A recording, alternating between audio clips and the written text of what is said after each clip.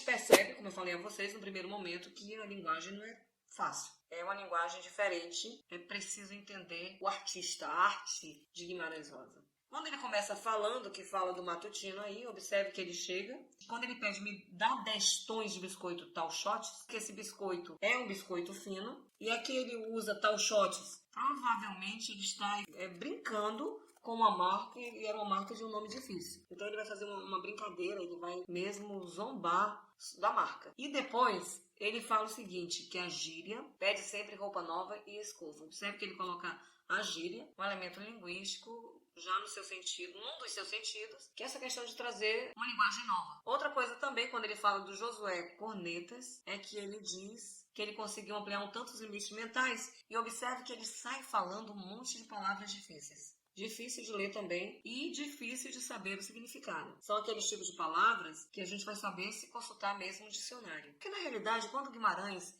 ele coloca termos como esse, você diz, olha, esse homem não tinha o que fazer. Ele está inventando, quer colocar um monte de palavras difíceis, verborragia, mas não é isso, pessoal. Ele era um grande conhecedor da língua mesmo, de várias línguas. Mas quando ele coloca esses termos difíceis, ele não está querendo se mostrar, não está dizendo que sabe palavras do dicionário, não é isso. O Guimarães, ele tinha um certo fascínio pelo oculto, pelo mistério, pelo profundo. Então, quando ele coloca na literatura esses termos, ele está dizendo isso. Há um oculto. Parece uma profundeza muito grande, porque descobrir o que há por trás desse termo, você tem que pesquisar. Eu, pelo menos, tenho um monte deles aí que eu só soube depois que eu pesquisei. Eu não tinha conhecimento. Então, é exatamente esse senso do profundo, do subterrâneo, do desconhecido, do oculto. Ele adorava essa questão do desconhecido. E depois, quando ele fala da população do Calango Frito, que ele coloca 2 padres aqui. Um era o padre Geraldo, e esse padre o povo não gostava porque falava fácil. Elizara, todo mundo entende. Ou seja, não tem nenhum mistério, acabou a graça. Você não vai descobrir o que há por trás da palavra dele, então acabou a graça. E justamente é o padre Jerônimo, o padre já falecido, que o povo gostava, e esse padre abusava do latim. Então, se abusava do latim, provavelmente o povo não entendia muito bem ali sobre o latim. Então, a sentença diz o seguinte: a prosa de Guimarães Rosa, em Sagarana, conforme ilustra o trecho. Na letra A, retoma a linguagem arcaica? Não, pessoal, aqui a gente já vai apagando.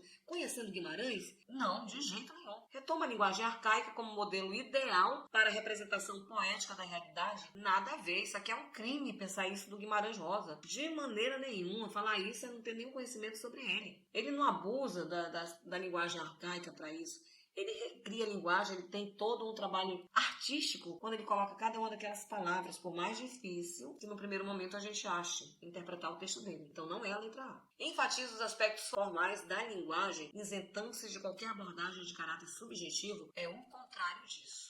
Ele usa todos os aspectos informais da linguagem, a oralidade. Quando eu penso em oralidade, coloquialismo, aspectos informais, é isso que ele vai abusar. E há muito caráter subjetivo, sim, centrado no sujeito. Na letra C, valoriza a gíria. E observe que aqui, neste ponto, ele fala sobre gíria. Ele diz a gíria pede sempre roupa nova e escova. Ele aponta a gíria como uma forma de recriação, de trazer algo novo na linguagem. Então, olha, valoriza a gíria, modalidade linguística da qual retirou todos os recursos expressivos dos contos. Pessoal, o gabarito é a letra C.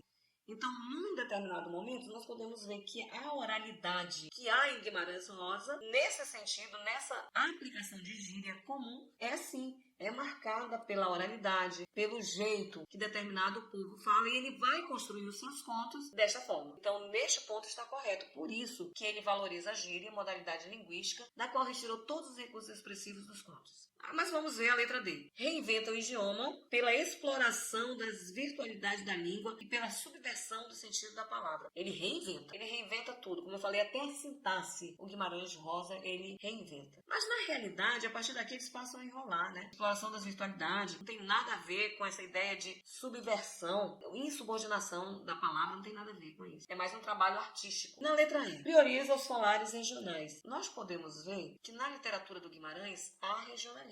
Mas já não é o foco o regionalismo. Ele trabalha o regionalismo, mas já não é característica, como foi dos escritores da segunda fase do modernismo. A partir desse contexto, ele usa o regionalismo, mas a característica maior é o universalismo. Ou seja, qualquer pessoa vai entender, vai se identificar com a literatura dele, em qualquer lugar do mundo. Se está falando dessa questão do oculto, do mistério, tem gente que vai gostar de senso de mistério e vai se identificar. Então, prioriza os falantes regionais como a melhor modalidade linguística para se aprender o mundo objetivamente. Ele trabalha o mundo mais subjetivamente. E ele não prioriza os falantes regionais, ele usa, mas já não é prioridade do Guimarães Rosa.